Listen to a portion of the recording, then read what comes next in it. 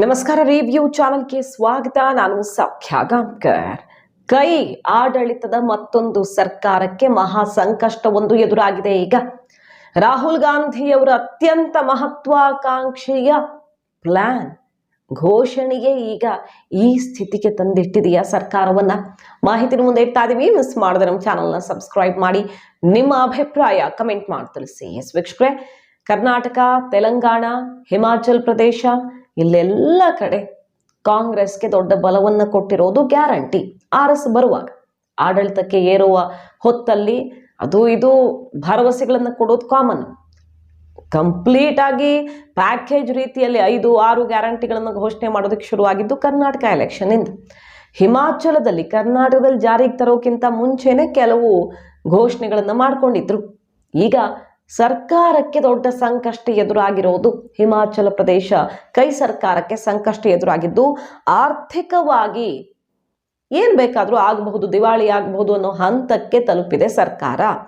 ನೋಡಿ ಏನೇನು ಜಾರಿ ಮಾಡಿದ್ರು ಅಲ್ಲಿ. ಎಲ್ಲ ಮನೆಗಳಿಗೆ 125 ಯೂನಿಟ್ ವರೆಗೆ ಉಚಿತ ವಿದ್ಯುತ್, 10-12ನೇ ಕ್ಲಾಸ್ ವಿದ್ಯಾರ್ಥಿಗಳಿಗೆ 20,000 ಉಚಿತ ಲ್ಯಾಪ್ಟಾಪ್ ಕೊಡೋದು, 10 ಲಕ್ಷ ರೂಪಾಯಿ ಮೌಲ್ಯದ ಟ್ಯಾಕ್ಸಿ ಖರೀದಿಸೋರಿಗೆ 5 ಲಕ್ಷ ರೂಪಾಯಿ ಸಬ್ಸಿಡಿ, 1 ಕೋಟಿ ರೂಪಾಯಿ ಮೌಲ್ಯದ ಬಸ್ ಖರೀದಿ ಮಾಡಿದ್ರೆ 50 ಲಕ್ಷ ರೂಪಾಯಿ ಸಬ್ಸಿಡಿ. ಹಿಮಾಚಲ ಪ್ರದೇಶದ ಮಹಿಳೆಯರಿಗೆ 1,500 ರೂಪಾಯಿ ಮಾಸಿಕ ಸಹಾಯಧನ ಗೃಹಲಕ್ಷ್ಮಿ ರೀತಿಯಲ್ಲಿ ನೇರವಾಗಿ ವರ್ಗಾವಣೆ ಮಾಡುವುದು.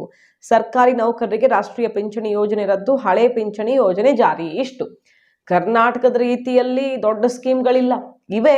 ಆದ್ರೂ ಇಲ್ಲಿ ಅಷ್ಟು 5 ಗ್ಯಾರಂಟಿ 6 ಗ್ಯಾರಂಟಿ ಅಷ್ಟು ದೊಡ್ಡ ಸವಾಲಿಲ್ಲ. ಅದರ ನಡುವೆಯೂ ಹಿಮಾಚಲ ಪ್ರದೇಶ ದೊಡ್ಡ ಮಟ್ಟದಲ್ಲಿ ಸಂಕಷ್ಟದಲ್ಲಿ ಸಿಕ್ಕಾಕೊಂಡಿದೆ. ಕರ್ನಾಟಕದಲ್ಲಿ ಆದಾಯದ ಮೂಲನೂ ಜಾಸ್ತಿ ಇದೆ, ಜನಸಂಖ್ಯೆನೂ ಜಾಸ್ತಿ ಇದೆ. ಹಿಮಾಚಲ ಪ್ರದೇಶದಲ್ಲಿ ಅಲ್ಲಿಗೆ ತಕ್ಕಂಗಿದೆ. ಏನೇ ಆದ್ರೂ ಗ್ಯಾರಂಟಿಗಳು ಈ ಸಂಕಷ್ಟಕ್ಕೆ ಕಾರಣ ಆಗಿರೋದು ಮಾತ್ರ ಕೈಗೆ ನುಂಗಲಾರದ ತುತ್ತಾಗಿದೆ. ನೋಡಿ, ರಾಜ್ಯದ ವಾರ್ಷಿಕ ಆದಾಯ 8,058 ಕೋಟಿಯಿಂದ 5,258 ಕೋಟಿಗೆ ಕುಸಿದಿರೋದು ಬಹಳ ಆಘಾತಕಾರಿ. ಹೀಗಾಗಿ ಸಾಂಕೇತಿಕವಾಗಿ ಈಗ ಏನ್ ಮಾಡ್ತಿದ್ದಾರೆ ಅಂತ ಕೇಳಿದ್ರೆ, ಮುಖ್ಯಮಂತ್ರಿ ಸುಖವಿಂದರ್ ಸಿಂಗ್ ಸುಖು ಅವರಿಂದ ಹಿಡಿದು ಸಚಿವರು, ವಿವಿಧ ನಿಗಮ ಮಂಡಳಿ ಅಧ್ಯಕ್ಷರು ತಮಗೆ 2 ತಿಂಗಳ ಸಂಬಳವನ್ನ ತಗೊಳ್ಳಲ್ಲ ಅಂತ ನಿರ್ಧಾರ ಮಾಡಿದ್ದಾರೆ.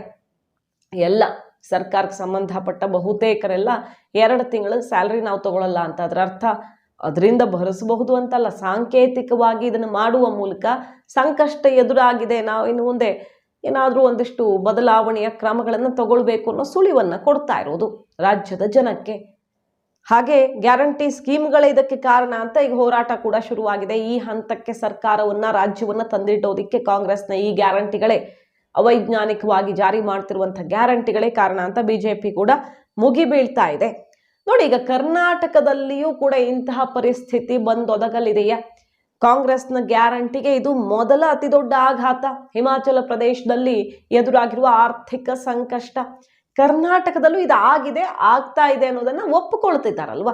ಈ ಸಲ ತೆರಿಗೆ ಸಂಗ್ರಹ ಮೊದಲ ಹಂತದಲ್ಲಿ ತೆರಿಗೆ ಸಂಗ್ರಹನೂ ಕೂಡ ನಿರೀಕ್ಷಿತ ಟಾರ್ಗೆಟ್ ಅನ್ನು ರೀಚ್ ಆಗೋದಿಕ್ಕಾಗಲಿಲ್ಲ.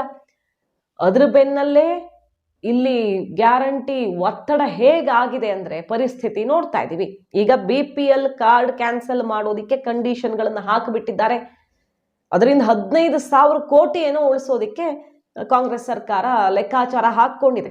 ಹೊರಗಡೆಯಿಂದ ಏಜೆನ್ಸಿ, ಖಾಸಗಿಯವರ ಸಲಹೆ ಎಲ್ಲ ಕೇಳಿದ್ರಲ್ಲ, ಗ್ಯಾರಂಟಿ ಹಣವನ್ನು ಹೊಂದಿಸೋದು ಹೇಗೆ, ಆದಾಯದ ಮೂಲಗಳನ್ನು ಹೆಚ್ಚಿಸ್ಕೊಳ್ಳೋದು ಹೇಗೆ ಅಂತ. ಈಗ BPL ಕಾರ್ಡ್ದಾರರು ಯಾರು ಅರ್ಹ ಅಲ್ಲದವರಿದ್ದಾರೋ ಅಂತ ಹುಡುಕಿ ಕತ್ತರಿ ಹಾಕೋಕೆ ಹೊರಟಿದೆ. ಇಷ್ಟು ದಿನ ಯಾಕೆ ಸುಮ್ಮನಿದ್ರು ಹಾಗಾದ್ರೆ?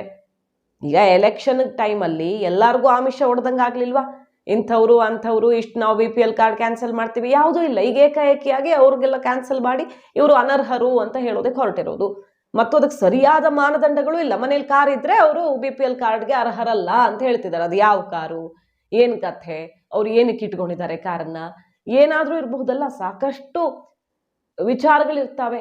ಸರಿಯಾದ ಮಾನದಂಡಗಳನ್ನ ಹಾಕಿ ಕ್ಯಾನ್ಸಲ್ ಮಾಡ್ತಾರೋ ಇನ್ನೊಂದು ಗೊತ್ತಿಲ್ಲ. ಒಟ್ಟಿನಲ್ಲಿ ಈಗ BPL ಕಾರ್ಡ್ದಾರರಲ್ಲಿ ಅನರ್ಹರು ಯಾರು, ಅರ್ಹರು ಯಾರು ಅಂತ ಸರಿಯಾಗಿ ನೋಡಿ ನಾವು ಕ್ರಮ ಕೈಗೊಳ್ತೀವಿ ಅಂತ 15,000 ಕೋಟಿ ಉಳಿತಾಯ ಮಾಡೋದಕ್ಕೆ ಅಲ್ಲೊಂದು ಪ್ಲಾನ್ ಆಗಿದೆ.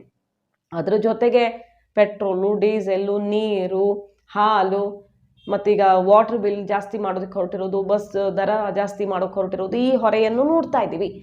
ಮೊನ್ನೆಯಷ್ಟೇ ಮಹಾನಗರ ಪಾಲಿಕೆಗಳಿಗೆ 500 ಕೋಟಿ ಅನುದಾನ ಕಟ್. ಸತೀಶ್ ಜಾರಕಿಹೊಳಿ ಅವರೇ, ಬೆಳಗಾವಿಗೆ ಬರಬೇಕಾಗಿರೋದು ಬರ್ತಿಲ್ಲ, ಇಷ್ಟು ಕಟ್ ಮಾಡಿದ್ದಾರೆ. ಈಗ ಪಾಲಿಕೆಗಳೇ ತಮ್ಮ ಆದಾಯದಲ್ಲಿ ಭರಿಸ್ಕೊಳ್ಬೇಕು. ಆಲ್ರೆಡಿ ಸ್ಯಾಲ್ರಿ ಕೊಡೋದಿಕ್ಕೆ, ಅಲ್ಲಿ ಸಿಬ್ಬಂದಿಗೆ ಗುತ್ತಿಗೆದ ಆಧಾರದಲ್ಲಿ ಕೆಲಸ ಮಾಡ್ತಿರೋರ್ಗೆ ಸಂಬಳ ಕೊಡೋದಿಕ್ಕೆ ಪಾಲಿಕೆಗಳಿಗೆ ದುಡ್ಡಿಲ್ಲ, ಸಮಸ್ಯೆಯಲ್ಲಿದ್ದಾವೆ, ಒತ್ತಡದಲ್ಲಿರೋರ್ಗೆ ಈಗ ಇಷ್ಟು ದೊಡ್ಡ ಮೊತ್ತದಲ್ಲಿ ಅನುದಾನ ಕಟ್ ಮಾಡಿದ್ರೆ ಓವರ್ ಆಲ್ ಎಲ್ಲ ಸೇರಿಸಿ 500 ಕೋಟಿ ಏನೋ ಕಟ್ ಆಗುತ್ತೆ ಪಾಲಿಕೆಗಳಿಗೆ ಅಂತ ಹೇಳಲಾಗ್ತಿದ್ದು. ಒಂದೊಂದು ಪಾಲಿಕೆ ಮೇಲೆ ಎಷ್ಟೆಷ್ಟು ಕೋಟಿ ಹೊರೆ ಬೀಳುತ್ತೆ, ಅದನ್ನ ಹೇಗೆ ಭರಿಸ್ಕೊಳ್ಳಿದೆ ಆ ಪಾಲಿಕೆ ಅನ್ನೋ ಪ್ರಶ್ನೆ. ಸ್ವತಃ ಸತೀಶ್ ಜಾರಕಿಹೊಳಿ ಅವ್ರು ಹೇಳಿದ್ರಲ್ವಾ, ಅರ್ಹರಿಗೆ ಮಾತ್ರ ಇನ್ನು ಮುಂದೆ ಗ್ಯಾರಂಟಿ ಕೊಡೋ ತರ ಚೇಂಜಸ್ ಮಾಡಿ ಅಂತ ಹೈಕಮಾಂಡ್ಗೆ ನಾವು ಮನವಿ ಕೊಟ್ಟಿದ್ದೀವಿ, ದೂರು ಕೊಟ್ಟಿದ್ದೀವಿ, ರಿಪೋರ್ಟ್ ಕೊಟ್ಟಿದ್ದೀವಿ.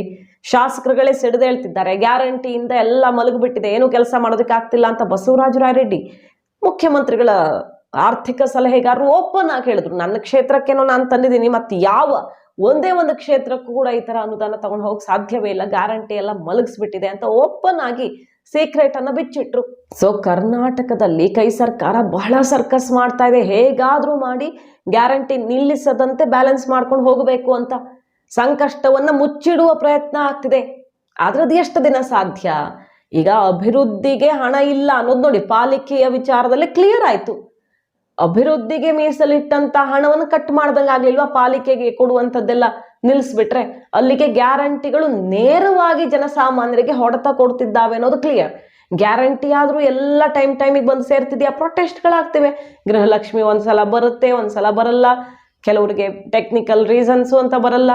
ಅಂದ್ರೆ ಒಂದೊಂದು ತಿಂಗಳು ಒಂದೊಂದು ಕಾರಣಕ್ಕೆ ಬಹಳಷ್ಟು ಜನಕ್ಕೆ ಮಿಸ್ ಆದ್ರೆ ಅಲ್ಲಿ ಸೇವ್ ಆಗತ್ತಲ್ಲ ದುಡ್ಡು. ಮುಂದಿನ ತಿಂಗಳು ಇನ್ನೊಂದು ಹಾಕ್ತಿವಿ, ಈ ತಿಂಗಳು ಇದು ಹಾಕ್ತಿವಿ, ಈ ರೀತಿ ಡಿವೈಡ್ ಮಾಡಿಕೊಂಡು ಅಲ್ಲಿಂದ ಇಲ್ಲಿಗೆ ಇಲ್ಲಿಂದ ಅಲ್ಲಿಗೆ ಬ್ಯಾಲೆನ್ಸ್ ಮಾಡೋ ಪ್ರಯತ್ನ ಆಗ್ತಿದೆಯಾ ಗೊತ್ತಿಲ್ಲ. ಒಂದ್ಸಲ ಅಕ್ಕಿ ದುಡ್ಡು ಬರಲ್ಲ, ಒಂದ್ಸಲ ಗೃಹಲಕ್ಷ್ಮಿದ್ ಬರಲ್ಲ. ಈ ತರ ಹೆಂಗೋ ಬ್ಯಾಲೆನ್ಸ್ ಮಾಡಿಕೊಂಡು ಹಗ್ಗ ಜಗ್ಗಾಟದಲ್ಲಿ ಮುಂದೆ ಸಾಗುವ ಪ್ರಯತ್ನ ಮಾತ್ರ ಕಾಣಿಸ್ತಿದೆ. ಬಟ್ 5 ವರ್ಷ ಸರಿದೂಗಿಸೋದು ಅಂದ್ರೆ ಗ್ಯಾರಂಟಿ ಸ್ಕೀಮ್ನ ಅಷ್ಟು ಸುಲಭ ಅಲ್ಲ. ಕರ್ನಾಟಕದಲ್ಲಿರ್ಲಿ, ತೆಲಂಗಾಣದಲ್ಲಿರ್ಲಿ, ಈ 5-6 ಸ್ಕೀಮ್ಗಳನ್ನ ಸರಿದೂಗಿಸ್ಕೊಂಡು ಹೋಗೋದು ಅಂದ್ರೆ ಎಷ್ಟೆಷ್ಟು ದೊಡ್ಡ ಮೊತ್ತವನ್ನು ಎತ್ತಿಡ್ಬೇಕಾಗತ್ತೆ. ಬಜೆಟ್ ಅಲ್ಲಿ ಘೋಷಣೆ ಏನೋ ಮಾಡ್ಬಿಟ್ಟಿದ್ದಾರೆ, ಇದನ್ನ ಎತ್ತಿಡ್ತಿದ್ದೀವಿ ಅಂತ. ಆದ್ರೆ ಆದಾಯ ಹೊಂದಿಸೋದೆಲ್ಲಿಂದ? ಬರಬೇಕಾಗಿರೋದು ಕೂಡ ಬರ್ತಾ ಇಲ್ಲ. ಆದಾಯದ ಪ್ರಮಾಣದಲ್ಲಿ ಕುಸಿತ ಅನ್ನೋ ಸುಳಿವು ಸಿಗ್ತಿದೆ ಆರಂಭಿಕ ಹಂತದಲ್ಲಿ, ಅದ್ರ ಜೊತೆ ಗ್ಯಾರಂಟಿ ಹೊರೆ. ಸೊ ರಾಜ್ಯದ ಪರಿಸ್ಥಿತಿ ಏನಾಗಬಹುದು, ಎಲ್ಲಿಗೆ ಹೋಗಿ ತಲುಪಬಹುದು? ಅದಕ್ಕೆ ಬೆಸ್ಟ್ ಎಕ್ಸಾಂಪಲ್ ಈಗ ಹಿಮಾಚಲದಲ್ಲಿ ಸೃಷ್ಟಿಯಾಗಿರುವ ಆರ್ಥಿಕ ಬಿಕ್ಕಟ್ಟು, ಆರ್ಥಿಕ ಸಂಕಷ್ಟ. 2 ತಿಂಗಳ ಸ್ಯಾಲ್ರಿಯನ್ನೇ ಬಿಟ್ಟು ಕೂತಿದ್ದಾರೆ ಈಗ ಮುಖ್ಯಮಂತ್ರಿಗಳು, ಸಚಿವರುಗಳು, ಅವರು ಇವರೆಲ್ಲ. ಈಗಲಾದ್ರೂ ಎಚ್ಚೆತ್ತುಕೊಂಡು ರಾಹುಲ್ ಗಾಂಧಿ ಹೈಕಮಾಂಡ್ ಗ್ಯಾರಂಟಿ ಕಂಡೀಷನ್ಗಳನ್ನ ಬದಲಾಯಿಸ್ತಾರ, ಅಥವಾ ಘೋಷಣೆ ಮಾಡಿಬಿಟ್ಟಿದ್ದೀವಿ, ಕೊಟ್ಟ ಮಾತು ನಾವು ತಪ್ಪಬಾರದು, ಮುಂದಿನ ಚುನಾವಣೆಗಳಿಗೆ ಬರ್ತಾ ಇವೆಯಲ್ಲ, ಜಾರ್ಖಂಡು, ಹರಿಯಾಣ, ಮಹಾರಾಷ್ಟ್ರ, ಜಮ್ಮು ಕಾಶ್ಮೀರದಲ್ಲೂ ಗ್ಯಾರಂಟಿ ಘೋಷಣೆ ಮಾಡಿದ್ದಾರೆ. ಇಲ್ಲೆಲ್ಲ ಬರ್ತಾ ಇರೋ ಎಲೆಕ್ಷನ್ಗಳಿಗೆ ರಾಂಗ್ ಮೆಸೇಜ್ ಹೋಗಲ್ವಾ? ಈಗ ಇಲ್ಲಿ ಮಾಡಿರೋದನ್ನೇ ಕೊಡೋದಕ್ಕಾಗ್ತಿಲ್ಲ, ಇನ್ನೇನು ಕೊಡ್ತಾರೆ ಅಂತ ಆಗಲ್ವಾ? ಹಾಗಾಗಿ ಅನಿವಾರ್ಯವಾಗಿ ಮುಖ್ಯಮಂತ್ರಿ ಸಿದ್ದರಾಮಯ್ಯನವರು ಈ ಸವಾಲನ್ನು ನಿಭಾಯಿಸ್ಕೊಂಡು ಹೋಗಬೇಕು. ಉಸಿರುಗಟ್ಟಿದ್ರೂ ಕೂಡ ಆರಾಮಾಗಿದ್ದೀವಿ ಅಂತ ತೋರಿಸ್ಕೊಳ್ಬೇಕು ಅನ್ನೋ ಸ್ಥಿತಿಯಲ್ಲಿದ್ದಾರ. ನೋಡೋಣ, ಕಾದ್ ನೋಡೋಣ ಏನಾಗತ್ತೆ. ನಮ್ಮ ರಾಜ್ಯದಲ್ಲಿ ಇಂಥ ಪರಿಸ್ಥಿತಿ ಬರದಂತೆ ಹೇಗೆ ಕಾಪಾಡ್ಕೊಂಡು ಹೋಗ್ಲಿದ್ದಾರೆ ಮುಖ್ಯಮಂತ್ರಿಗಳು ಅಂತ. ಮಾಹಿತಿ ನಿಮ್ಗೆ ಇಷ್ಟ ಆಗಿದ್ರೆ ಮಿಸ್ ಮಾಡಿದ್ರೆ ನಮ್ಮ ಚಾನಲ್ನ ಸಬ್ಸ್ಕ್ರೈಬ್ ಮಾಡಿ, ನಿಮ್ಮ ಅಭಿಪ್ರಾಯ ಕಮೆಂಟ್ ಮಾಡಿ ತಿಳಿಸಿ. Thank you.